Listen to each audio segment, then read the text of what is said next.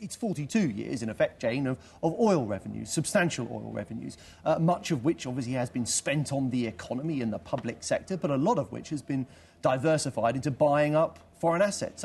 Libya has enormous gold reserves. We don't know quite what's happened to that. In theory, it's sitting in a central bank, one would assume, in Tripoli, although quite what's happened to the bars of gold is very difficult to verify. And it's around the 5% of the entire global gold stocks. It's substantial, and it's worth, on today's gold value, because gold as a commodity has soared in value, is probably worth something in the region of £5 billion. Now, a lot of this will be held in 18-kilogram bars of gold, not the sort of thing you can get your hands on and sprint away with easily. But there are far more substantial assets over and above that. I mean, it's the Libya's sovereign wealth fund, the Libyan Investment Authority, also holds assets abroad in the UK, in Italy. It has stakes in companies, in the Unicredit, the Italian bank, in Juventus Football Club, in ENI, which is an energy company which has produced oil in Libya, and in the UK, Pearson's, the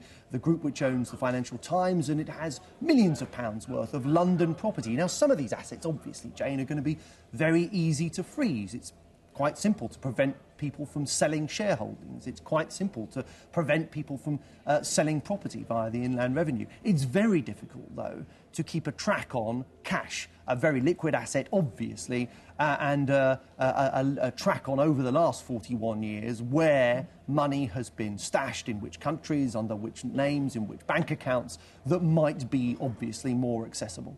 So we actually just do not know how much money he could potentially have access to. No, we don't. And I think we need to treat the claims that are made by the Treasury, for example, that £12 billion worth of Libyan assets have been frozen, with a certain degree of scepticism. There is every reason to believe that certain assets are very easy to freeze and unfreeze, as and when they decide that the Libyan people have control over those assets again. However, in terms of cash, almost impossible.